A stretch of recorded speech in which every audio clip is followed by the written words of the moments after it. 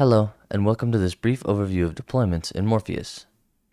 There are a few ways to create a deployment. One of these ways is by going to Provisioning, Code, Deployments. Click the Add button, give it a name and optional description, and then save. Select the deployment to view its versions, which initially will be empty. Deployment versions can contain any number of files, from 1 to hundreds. When adding a version, there will be three options to choose from: File, Fetch, and Git. A file deployment allows users to drag their files directly into the window. Once uploaded, click Save to add the version.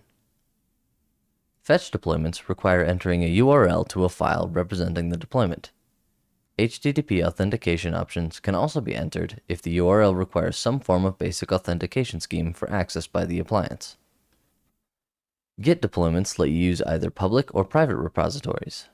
To utilize a private Git repository, the dialog will show a public key pair here that can be added to the Git service for authentication.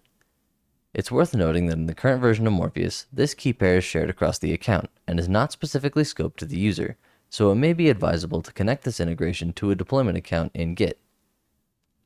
If the Git repository is public, the key pair can be ignored.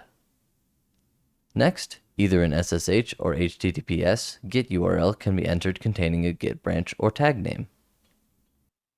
Deployments and deployment versions can both be edited by clicking the pencil icon across from their relative names.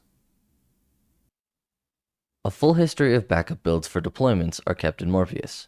Because of that, version rolling backwards or forwards is incredibly easy, and can be done from the Deploy tab of an instance's details page.